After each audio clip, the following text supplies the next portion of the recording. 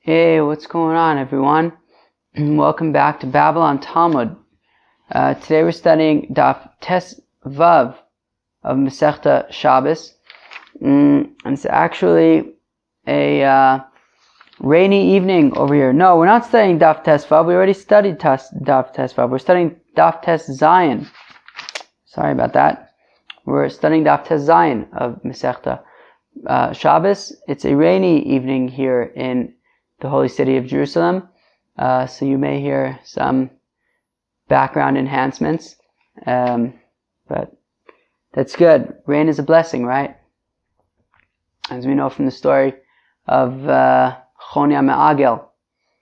Anyways, today we're going to continue to expound upon that brisa from those different zugos, starting with the second part of Yossi ben Yoezer Ish Tzreda and Yossi ben Yochanan Ish Yerushalayim's gezerah of that clay matech, that glass is Makabel Tumah. We're then going to move on to Shimon ben Shattach's statement about metal kalim becoming tameh. We're going to analyze that. So, yeah, more kind of Tumah and Tarahi kind of stuff, but I hope you all enjoy. Let's do this. We are going to start on Daf Tes Vav Amud Beis, about, 10 lines from the bottom. Kleis Chuchis. My time Agazabu Rabbanan Tuma. So how come, so I'm going to once again call the Yossi ben Yoezer Ish Tzreda and Yossi ben Yochanan Ish Yerushalayim, I'm going to call them Yossi v'Yossi. It avoids the mouthful. So how come Yossi v'Yossi decided that glass should become tameh? If midoraisa glass is not makabel tumah, how come they felt the need to make this gezerah? So Amr Reb Yochanan Amr Rish Lakish Hol uschilas briyasan min achol shavinu rabbanan kechlei cheres. So Reb Yochanan, oh, that's interesting. Okay, so there's a letter here, I just thought of this, but there's a letter here that says that there are certain texts that don't have Rabbi Yochanan, and now that I'm actually saying it, it actually makes sense, because I don't think it really makes sense for Rabbi Yochanan to say in the name of Reish Lakish. Like, Reish Lakish was Rabbi Yochanan's chavrusa, and technically even his student. Like, I don't know, usually it's like a student quoting their teacher. Okay, fine. So Reish Lakish says, Reish Lakish, since glass starts out as sand and it is constructed into glass from sand, so the rabbis made it similar to earthenware objects, which are makabel tumah. But the Gemara says, Elameata, but then lo tehei loen tayar b'mikvah. Well, okay, it's very nice to say that glass should become tameh like earthenware. Well, then it should really become tameh like earthenware, and just like earthenware you can't put in the mikveh, it becomes tameh, you can't put it in the mikveh, you just gotta shatter it and break it. Well, then glass also say the same thing. If glass becomes tameh, you have to break it in order for the tumah to go away. Alama Tanam, but why do we have a Mishnah that says ve'elu chotzitzim b'chelim, that the following things make a chatzitza when it comes to kelim? What is a chatzitza? Chatzitza means that when something goes into the mikveh, there can't be any separations. Okay, and what's considered as a separation is something that you would be makbid to remove, right? So let's say you have like a sticker on there, right? And you're not going to want that sticker to be on there forever, so you should take it off before you put it in the mikveh. So what things are going to be, so the following things are going to be a chatzitza, a separation on vessels when they go to the mikveh. Hazefes ve'amor, pitch and myrrh. Bichleis chuches, and that is for glass objects. So if you are putting a glass object in the mikveh, make sure that there is no pitch or myrrh on it. So what do we see? We see that glass can in fact go in the mikveh. So, if we're saying that they become tameh because they're like earthenware, well, earthenware doesn't go in the mikveh. So why would we be putting this glass in the mikveh? So the Gemara answers, Hacha b'mayaskinon. Here in this Mishnah, when we say that we're putting glass in the mikveh, what are we talking about? Kigon shenikvu v'hetif l'sochan aver. It's talking about where, you had a vessel that was made out of glass, okay? It became tameh. So what did you do? You put a big hole in it, okay? So to make it unusable, okay? So at that point, it's no longer considered a kli, and it loses its status of tumah. And then what you do is you fill in this hole that you made with lead, and lead is metal, and metal is makabel tumah. And therefore, by basically fixing it with metal, you're basically making it into a metal kli. You're basically it's no longer considered a glass kli, it's considered a metal kli. And since it's considered a metal kli at this point, so then it can go in the mikvah. And the Mishnah is saying that if there was any, pitch or myrrh on the glass of this kli, on the glass part of this kli, you would have to remove that. Rabbi Meir, and this Mishnah is Rabbi Meir, de Amar, hakol holech achar amaymed, that everything goes goes after the thing that is like ma'amid it, that is standing it, giving it its I don't know how do you define ma'amid? I don't know, gives it its structure, I feel like is technically probably the best word. So over here it's the metal that is basically fixing and making this kli into a kli, so therefore it's considered a metal kli, and that's why we're putting it in the mikvah.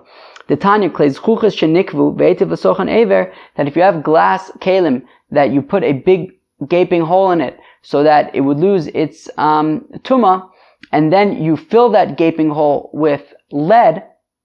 So Amar Reb Shimon ben Gamliel, so says Reb Shimon ben Gamliel, Rabbi Meir mitamim v'chacham mitarin. So Rabbi Meir says that this kli is now tameh. Why is this kli tameh? Because when it was glass, it was tameh. You then put a hole in it and it became tahor. But then you filled it in with metal, and you made it into a metal kli. And as we're going to learn today, we're actually going to discuss this a few times today, there is something called chozer l'tumah hayishana, right? Going back to the original tumah. And therefore, when it comes to metal kalim, if you take a metal kli that is tameh, and you put a big hole in it, you make it unusable, okay? So then it loses the name of a kli on it, because it's not a vessel. A vessel needs to be usable, so it's not a vessel anymore. So it's tahor. If you then fix that metal kli, and now you make it usable once again, let's say you melt it down and you make it usable again, so the tumah goes right back, and you'd have to put it in the mikvah, and then the tumah goes away.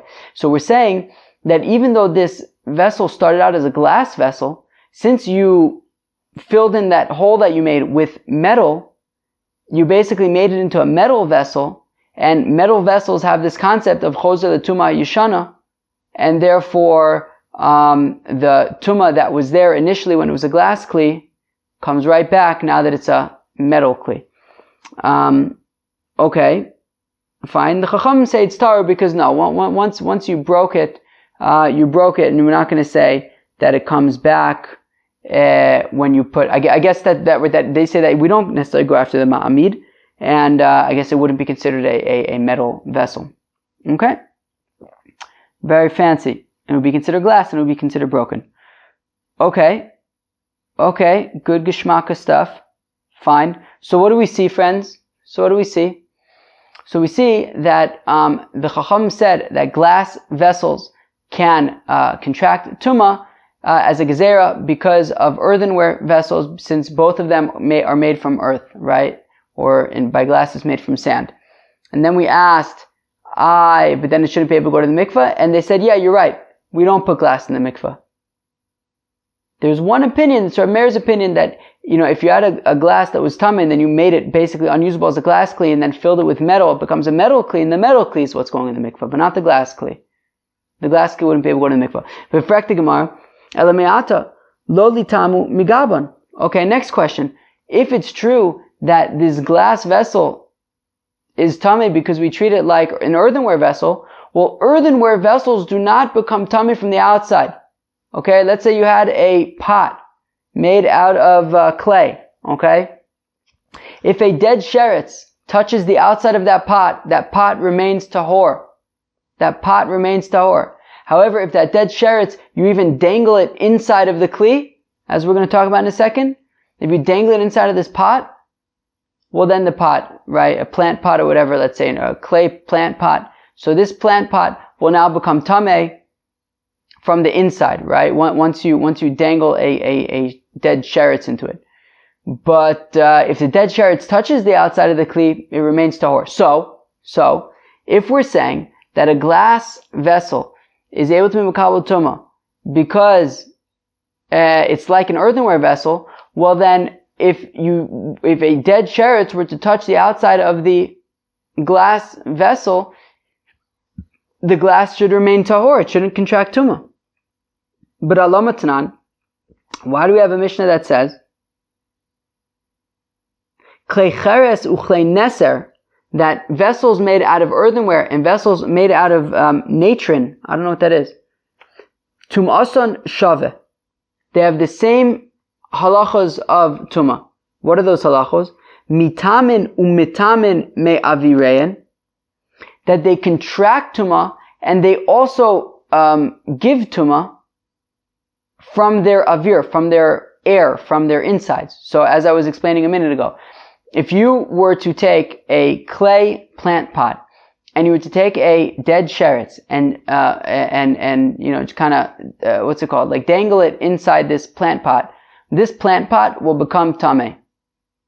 Now if you then take epis a dead sheretz is an avatuma. If you dangle it inside of this clay plant pot, the clay plant pot becomes a rishon tumah. If you then take epis a carrot and you dangle the carrot in the clay plant pot, that carrot will become a sheni l'tumah. So the pot can become tameh from its air, and it can also give off tumah to other things from its air. Okay. Umitamin me'achorein. I don't know. I don't really understand this. I mean, I understand it, I think, but it seems like a little weird. Basically, if you have a kli that's earthenware and it's got some kind of bottom compartment and some kind of tumah gets in from the bottom, so it will be mitame the kli. Okay. Ve'ein mitamin migabein, and they do not become tameh from the outside. Okay, as we explained, right? If a dead sheretz would touch the outside of it, it would remain tahor. Ushvirasan mitarasan, and both by clay, by earthenware kalim and by natron kalim, if they're tameh and you break them, well then they become tahor. Okay. Now the Gemara says klei neser uchlei cheres hu detumason shave havamidi acharina lo. So the Gemara asks the kasha, and the kasha is that, so we see that earthenware is similar only to natron kalim, but glass would be in a different league. And therefore, if a dead sheretz were to touch the outside of the glass would become tameh. So don't tell me that glass is makabel tumah because we compare it to earthenware. That can't be, because earthenware does not contract tumah from its outside, yet glass does. So the Gemara says, you know what? Amrei kevan dechinishtabru yesh lehem takana shavinu kechlei matechos. The Gemara flips it around. They say, you know what? Forget it. Forget the analogy to earthenware. Rather, since if you break a glass vessel, you could then melt it down, I guess. I don't know that much about glass, but I know that you make it in like really, really hot furnaces. So I guess if you like break it down to its components again, you can reconstruct it into a new glass item. So therefore it's actually more similar to metal, where you can do the same thing. You can, I guess, reheat the metal and make it into a new kli. And therefore, forget about the earthenware analogy. Actually, glass becomes tameh because it's compared to metal. It's more similar to metal, and metal can become tameh. But then the Gemara says, Elamayata, if that's the case, then yachzu l'tumasun yishana, as we alluded to earlier. If that's the case, well then, by metal, if you have some kind of a kli, let's say you have a metal cup, I don't know, you have some kind of a kli made out of metal, and that kli contracts tumah, so you then break the kli, you put a big hole in the kli so that it's unusable, so it becomes tahor again. If you then fix the kli and make it usable again, well, the tumah will come right back. Well, if that's the case, well, then the same should apply to a glass kli. Okay? So the Tnan, as we learn in the Mishnah, that when it comes to metal vessels, pshutein umikablein mitamen. Tmein. Okay, so when it comes to kalim, there are two general types of kalim. Okay, there's pshute kalim, and then there's kalim that have a base kibul. So pshute klei matechos would basically be just a slab of metal. Right? It doesn't have a base kibul, it doesn't have a receptacle, right? It's just a slab of metal. So that would be pshute klei matechos. Whereas mikablein would be a kli that has a base kibul. A base kibul is a place, a part to be able to accept something. So for example, like a spoon. A spoon has a base kibul where the soup goes in, and it holds it like that. Or a cup clearly can hold content, but just like a slab of metal would just be a pshute klei matechos. So we say that by metal, even just a flat slab of metal is able to be makabel tumah, as well as a kli that has a base kibul.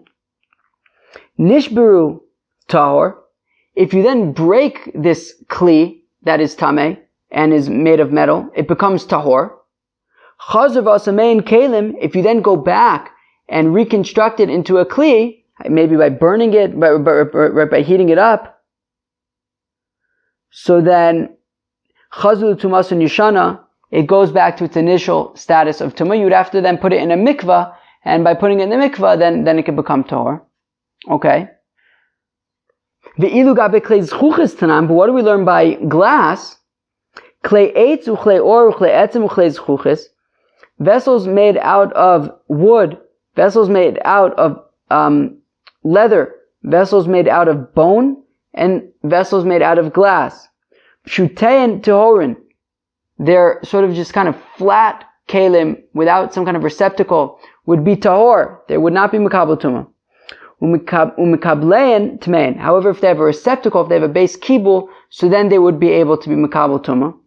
Nishbiru. If these vessels broke, well then taharu. Well then they become tahor because they're no longer a kli. They're no longer a vessel. Chazav asamein kalim. Mikablan tuma mikanu lahaba. If you then, once you broke these kalim, reconstruct them into new vessels, so then they can contract tumah from now and going forward, but they don't memela get back their tumah that they had before. They're tahor right now. So therefore, one of those four types of vessels was glass. And we're saying that if you take glass and it's tameh, and you break it, and then you reconstruct it into a new kli, we're saying it's tahor. As the Gemara says, Mikanu lahaba in lemafreya, that from now on, if it becomes tameh, it will be tameh. But we don't say that retroactively it gets back its tumah that it had before. So if we're going to say that glass vessels are compared to metal vessels, well then just like metal vessels is chozer letumasan hayishana, well then the same thing should apply to glass, yet we see from the Mishnah that it does not. So the Gemara answers, Tumas klei zchuches derabanan. Well, glass becoming tameh is only midirabanan, as we see that it was enacted by Yossi v'Yossi. V'tuma yishana derabanan. And the whole concept of tuma coming back when you make the broken kli back into a new kli, that's only midirabanan, that the tuma comes back. And therefore, betuma de oraisa, achisu barabanan tuma. That by tuma de oraisa, such as klei matechos, so the rabbanan made their gezerah that it should be chozer the tumasan ayishana. However, betuma de rabbanan, however, by de rabbanan tuma, such as glass, lo achisu lo rabbanan tuma, the rabbanan did not say, and when you break them and reconstruct them, then they're going to go back to the Tumah Yishana. They didn't make the Gezerah by Dirabanan Tumah. They only made the Gezerah by things that are Tameh Mida Oraisa, such as Klei Matechos. Okay. So we're still going with the version, or with the approach, that glass contracts tuma, clay zchuches contract tuma, because they're similar to metal in that you can melt them and reconstruct them. Okay, well then why isn't it chozer tumason ayishana? That's because the concept of chozim, the tuma ayishana, is only midrabanan, and the tuma of glass is midrabanan. The Rabbanan did not make their gezerah by the Rabbanans, only by the Oraisa, such as metal kelim. Frak the Gemara, pshutein mia litame. But 1 second. If we're comparing glass kelim to metal kelim, well then just like metal kelim, right, even just a metal kli that doesn't have a base kibul, a pshute klei mateches, are makabel tuma. So then pshute klei zchuches should also be makabel tuma. Deha pshute klei matechos d'oraisa, because the fact that pshute klei matechos are makabel tuma is mid'oraisa. So even though we said that the concept of chozer l'tuma yishana doesn't apply to klei matechos, because chozer l'tuma yishana is only mid'rabanan. I'm sorry, I made a mistake there. I said klei matechos, I meant to say klei zchuches. Even though we say that chozer l'tuma yishana doesn't apply to klei zchuches, because chozer l'tuma yishana is only midrabanan. Therefore, we're not going to apply it to klei zchuches, which is only to midrabanan.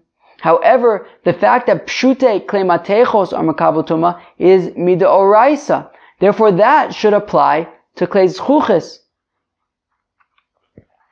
So the Gemara answers, Avdi b'Rabbanan akera ki echid lo lissof alayu truma v'kachin.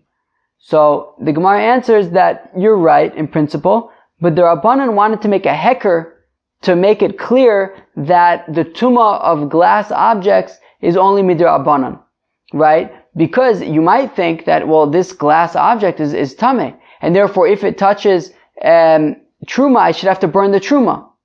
But you shouldn't have to burn the truma, because Tuma D'Rabbanan, you're not going to burn Truma over Tuma D'Rabbanan, except for the 6 cases that we mentioned yesterday, right? The Beis HaPras and the dirt from Chutz La'aretz, etc. But other than that, we're not going to burn Truma over Tuma D'Rabbanan. And therefore, they wanted to make a distinction between the Tuma of glass and the Tuma of metal. So they said that Pshute Klei Zechuches, right, is not going to be Makabel Tuma. Rav Ashi Amar, Le'olam l'chlei cheres damu. So Rav Ashi wants to go back to our initial mahalach and say actually that glass vessels are similar to earthenware. Because they both come from the ground, right? Right? They're both made out of earth. But then what about the kasha that we asked earlier, that if glass is similar to clay cheres, well then if a sheretz touches the outside of the glass, then it should remain tahor. But why? But we say that it becomes tameh.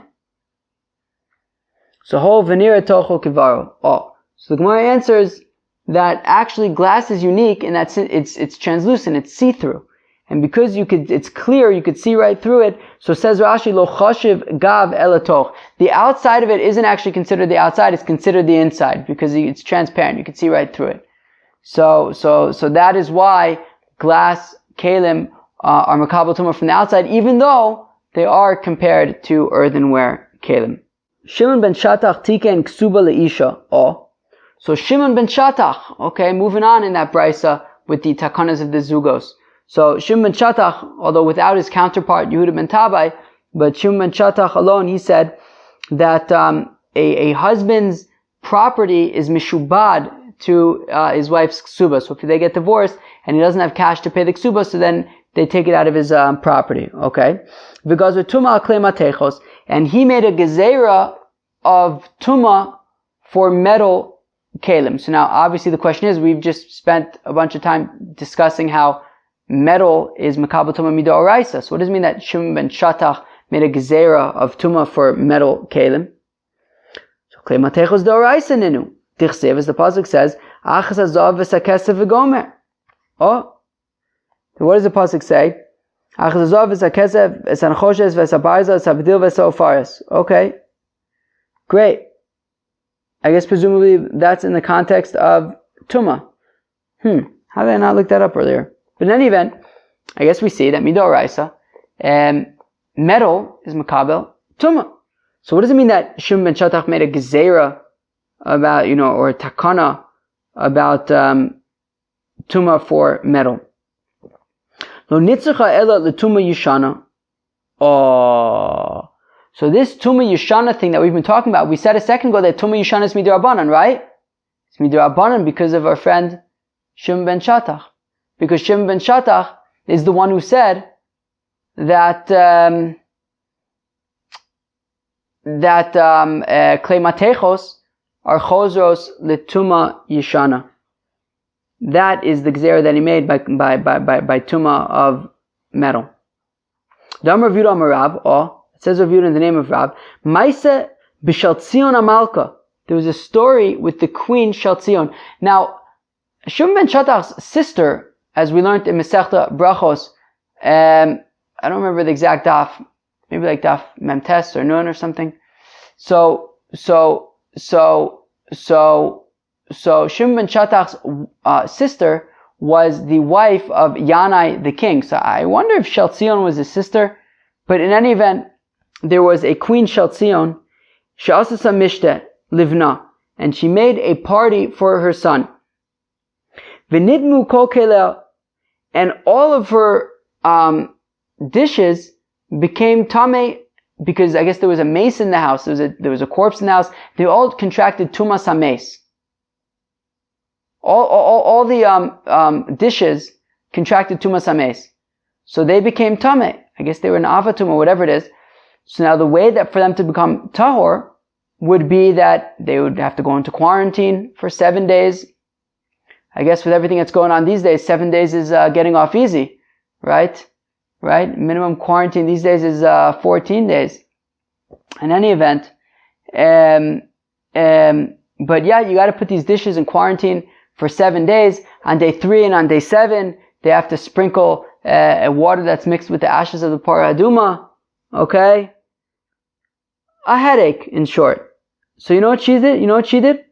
Vishi bartan. So instead of, having this whole Tara process with parah aduma and 7-day quarantine, she just smashed all the dishes. Unisanatan litzoref. And then she gave them to a smith. Virischan v'asamein kelim chadashim. And he, what's that called when you he welded them into new dishes. Easy fix.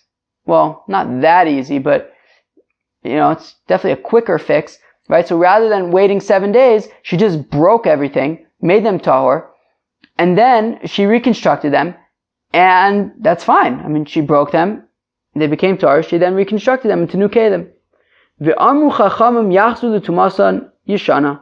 And the chacham said to her, no, that is not going to work. We are stepping in, we are making a gezerah and saying that they go right back to the original tumah that you had before. My time, how come? Mishum geder mechatas naguba. Because they're concerned that, if everybody follows suit and everyone says, wow, that was actually a genius move, and then the next time something is tameh, instead of waiting 7 days and doing the mechatas, they're gonna just break it and reconstruct it. And then people are gonna forget how to do the mechatas thing because no one's doing it anymore, and we're just gonna break their stuff. It's easier than waiting 7 days. Wow, interesting. The Torah says to wait 7 days, and everyone's already, finding ways around it. Cool. So hani chalamanda amar lo l'chol atumos amru el tumas hameis bavad amru shapir. Well, that makes sense according to the Manda Amar, who says that the concept of choser l'tuma harishon is only by things that became tameh from tumas hameis, right? So in those cases, we say, if you break it and put it back together, it's going to go back to its initial tumah, because they want to preserve the tradition of sprinkling the mechatas. But according to the Man Amr, who says that this concept of Chosel Tuma Ayishana is by any kind of Tuma. So let's say you have a plate that became tummy by a sheretz, so there's no para aduma involved. So then I would think that I should be able to break that plate and reconstruct it. Right? There's no concern about para aduma over here. You don't need para aduma over here. So then how come they made the gzera of Chosel Tuma Yishana? So Abaye says, because we're concerned that you're not going to break it properly. In order to break a plate and for it to be tahor, you have to break it to the size of so that a pomegranate can fit through. You have to make a hole big enough that a pomegranate can fit through. And Abaye says, look, we're concerned that obviously people don't want to damage their dishes, right? They don't want to damage things. So they're going to do the minimum amount that it would be considered broken enough for it to not be tamei anymore. And Abaye says, look, we're concerned that people aren't going to break it properly, and it's going to retain its tuma. Therefore, that's why we made the concept of Chosel Tuma Yishana by all tumas, not just tumas hames. Rava Amar Gezer Shema Yormu Tvila Bas Yoma Olala.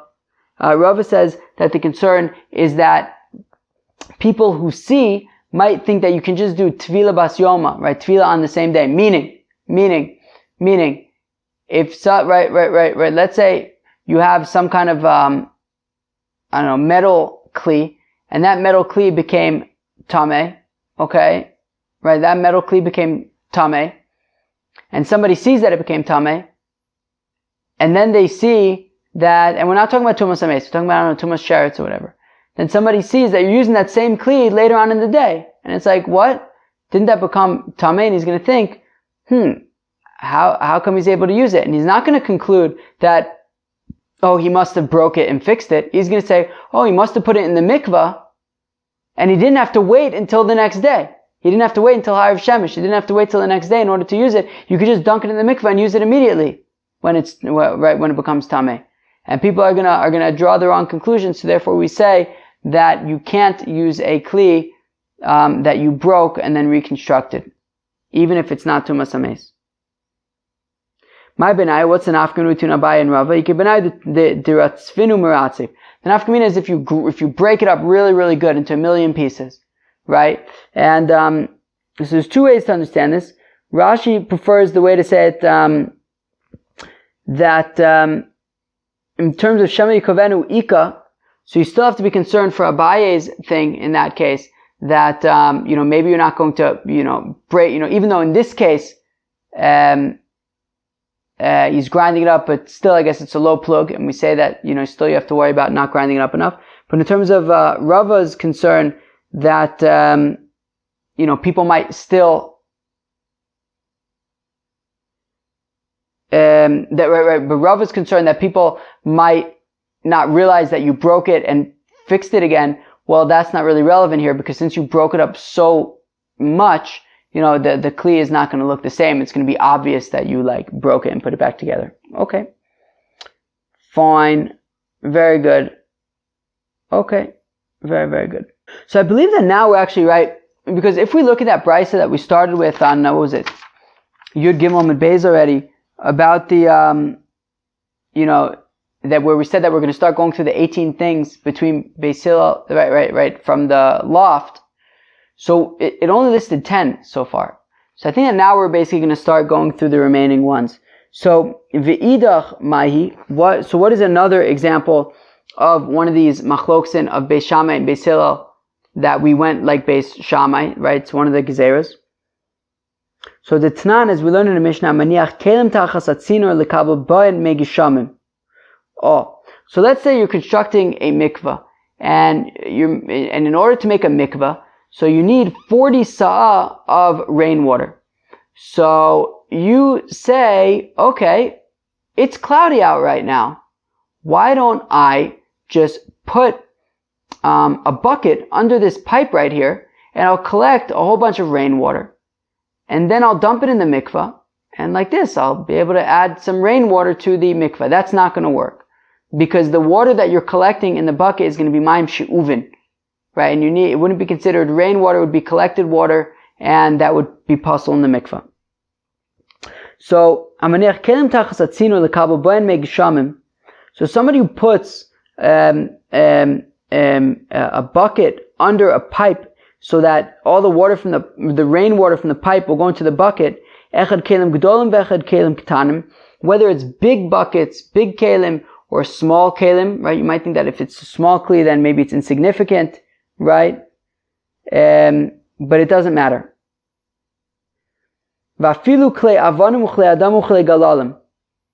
And even if it's a kli that's made out of stone or made out of earth, but not earthenware, but somehow made out of earth or made out of dung, poslin es hamikvah, it's going to pasul the mikvah because it will be considered mayim she'uvin. And echad hamaniach ve'echad hashocheach tivi beishamai. Beishamai says, and that applies both for when it's cloudy out and you put this bucket under the pipe and it starts raining and then you collect water that way in the bucket. Or if it was cloudy out, you put the bucket under the under the pipe, and then the clouds went away and it opened up, it didn't actually rain, and you forgot about this bucket, and then it got cloudy again and rained. So that's shocheach, where you forgot it there. It makes no difference. The water that is collected in this bucket is going to pasul the mikvah if you dump it in there. Beis Hillel matarim b'shocheach. Beis Hillel say, yeah, by meniach, right, when he puts it there under the pipe when it's cloudy, so Beis Hillel agrees that the water collected there is going to be mayim she'uvin, and it's going to pasul the mikvah. But if the sky cleared up and then he forgot about the bucket there, and then it started raining later, he would say that would not be considered mayim she'uvin, and we're gonna explain why a little bit later. But he says that it would not pasul the mikvah. Okay. Reb Meir, Nimnu v'ravu beishamai al Beis Hillel.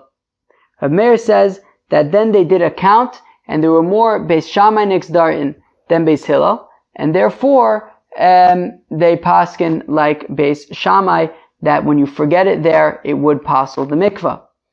Umodim Beis Shammai, and then I guess the brisa continues that Beis Shammai, however, admits and agrees with Beis Hillel that b'shocheach b'chotzer, that if you didn't put the bucket under a pipe, but instead you put the bucket just in the middle of your courtyard, so it's not as obvious that you're doing it to collect rainwater. And maybe you just left it there or forgot it there, or whatever it is.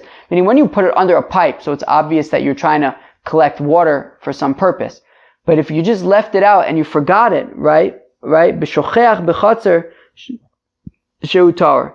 That if, maybe it got cloudy, you took a bucket, you put it in your courtyard, and you're going to collect rainwater for your mikvah, but then the clouds went away, and you forgot it there, and then it rained later, so that the rain that's collected in the bucket you would be used because it's not as clear, it's not as obvious that you are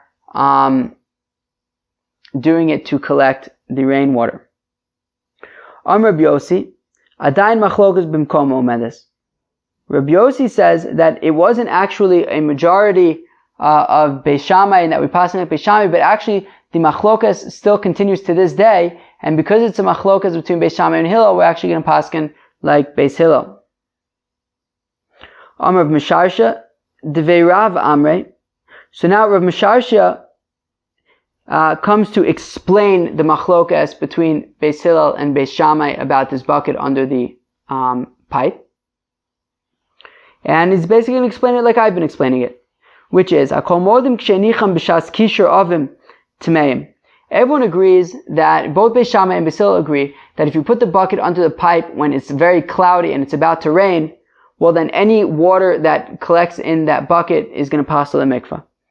B'shas pizur avim divrei kol tohorin.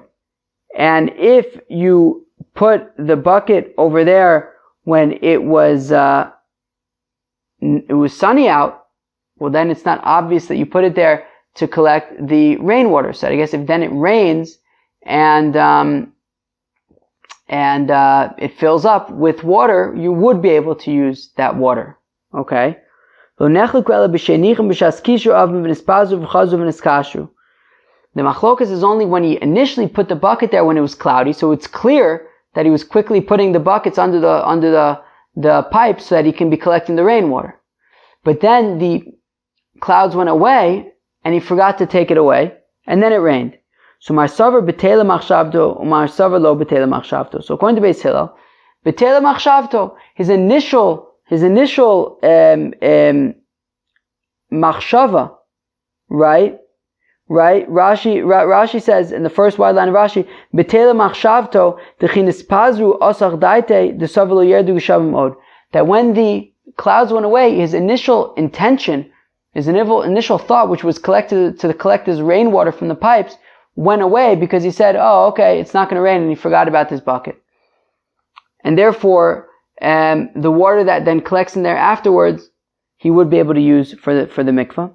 Whereas Beis Shammai says no. It's not considered like his initial intention was betela, became null, and therefore it would still be considered like he collected this water, and it would passel the mikvah. And then the Gemara ends with the question: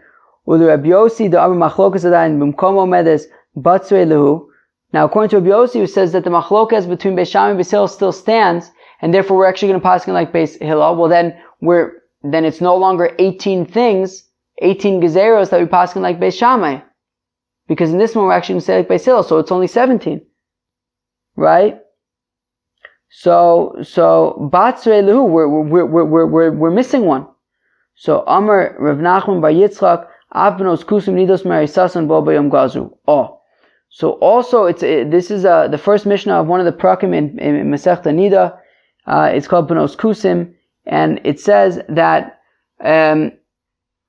that the girls of the Kutim, who we've talked about in the past, right? Those are those people who converted to Judaism just because they were scared of getting eaten by lions. That was a story from Malachim. So they're like sort of these semi-Jews, right? They converted to Judaism, but they also hedged their bets by also doing Avodah Zarah. So certain mitzvahs they were makban on, certain mitzvahs they weren't. So when it comes to Nida, they are considered, right, they don't assume, we assume that already from the time that a girl is born, she could theoretically see Dam, and that Dam would make her a Nida. Same thing for a boy, if he could theoretically see Zera, if I remember correctly. I think that's what they had said. It can be Balkari already from the day that he's born. So however, the Kutim did not hold by that halacha, and therefore, since they don't hold that halacha, theoretically, a Kuti girl, when she's born, can see Damnida, and they wouldn't be makbid to make sure that this girl doesn't touch Tyros or anything like that, and therefore, they're considered Nidos Me'arisasan, from when they're in their cribs. That Gezerah was made on that day as well, and so even according to Rabbi Yossi, if you have to get rid of this mikvah thing, well, you can swap it for this Benos Kusim Nidos Me'arisasan. Okay.